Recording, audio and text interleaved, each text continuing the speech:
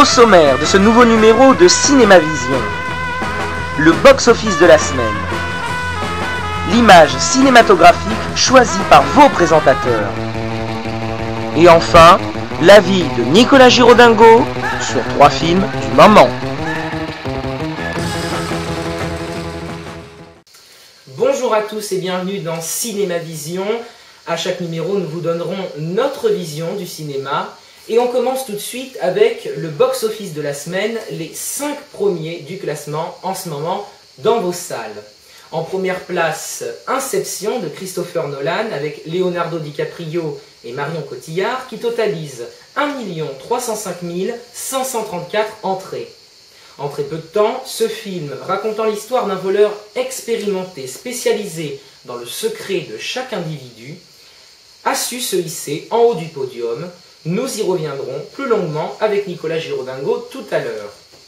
En deuxième position, Toy Story 3, avec 916 145 entrées, un bon score pour les membres de l'équipe Pixar, qui une nouvelle fois nous font vivre les folles aventures de Woody. En troisième position, le troisième chapitre de Twilight, Hésitation, avec 491 897 entrées. En quatrième position, Shrek 4, Il était une fin, notre ogre vert préféré, revient avec 484 662 entrées pour cette fin d'histoire plus que réussie. Et en cinquième position, l'Italien de Olivier Barou, avec Ken Merad dans le rôle d'un vendeur de voitures italien, mais qui est en fait d'origine maghrébine. Et oui, Dino n'est pas Dino, mais bien Mourad, et va tromper tout son monde autour de lui pendant 5 ans. Ce film totalise cette semaine 275 152 entrées. C'est notre coup de cœur, nous vous le recommandons. On passe maintenant à l'image cinématographique que nous vous avons choisie. Et cette semaine, nous avons décidé de vous remontrer la bande-annonce d'un film culte, Autant en emporte le vent. L'histoire est simple. Nous sommes en Géorgie en 1861. Scarlett O'Hara est une jeune fille de la haute société sudiste. Courtisée par tous les bons partis du pays, Scarlett O'Hara n'a Dieu que pour Ashley Weeks. Problème, celui-ci est promis à sa cousine, la virtueuse Mélanie Hamilton. Scarlett cherche à tout prix à le séduire, mais à une réception, c'est du cynique et controversé Rhett Butler qu'elle retient l'attention. Pendant ce temps, la guerre de sécession éclate, Ashley avance son mariage avec Mélanie, et Scarlett, pour le rendre jaloux, épouse Charles Hamilton, le frère de Mélanie. Suite au décès de son mari à la guerre, elle finit par épouser Rhett Butler. On regarde tout de suite la bande-annonce. Here was the last ever to be seen of knights and their ladies fair, of master and slave. Look for it only in books, for it is no more than a dream remembered. A civilization gone with the wind.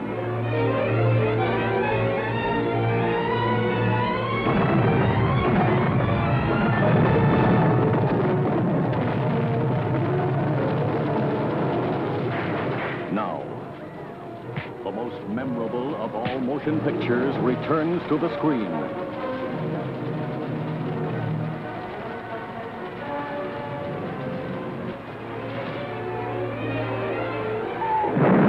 The American Civil War provides the vast background for the immortal love story of Rhett Butler and Scarlett O'Hara in the David O. Selznick production of Margaret Mitchell's Gone with the Wind.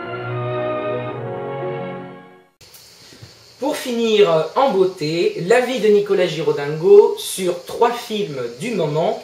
Aujourd'hui Nicolas, Kiss and Kill, Tournée et Inception. Commençons avec Kiss and Kill.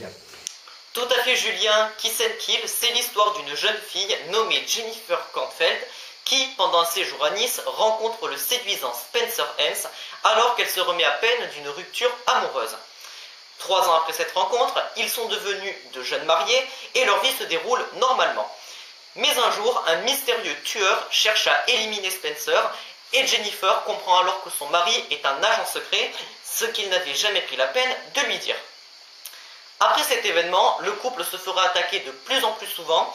Pour survivre, Jennifer devra apprendre à esquiver les balles et surtout assumer sa relation avec Spencer.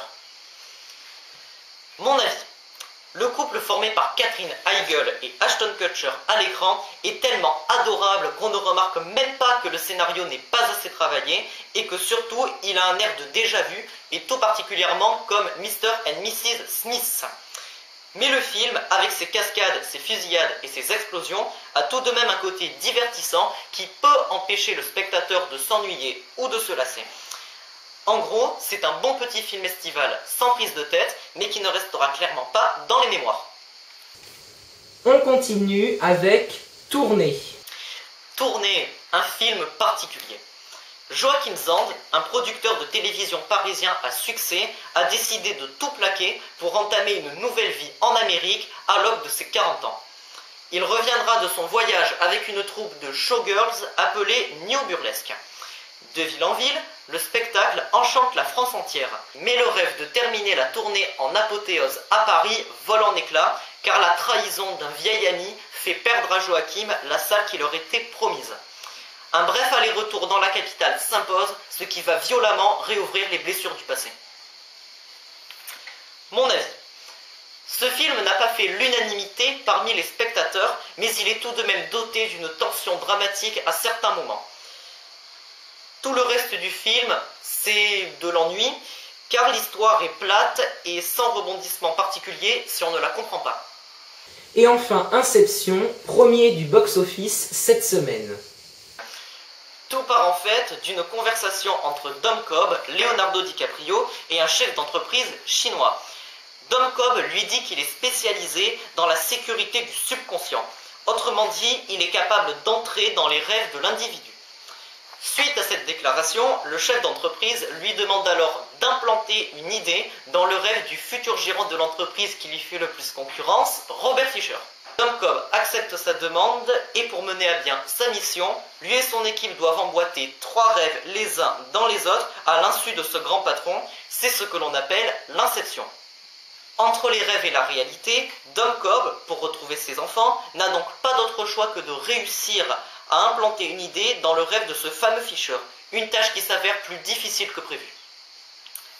Mon avis. Le scénario est compliqué et il faut être concentré du début jusqu'à la fin si on veut bien comprendre le film. Mais Inception reste néanmoins un film très divertissant et très réussi qui s'impose d'emblée parmi les films les plus réussis de Christopher Nolan. Merci Nicolas, c'est la fin de ce Cinéma Vision. Vive le cinéma et à bientôt, j'espère.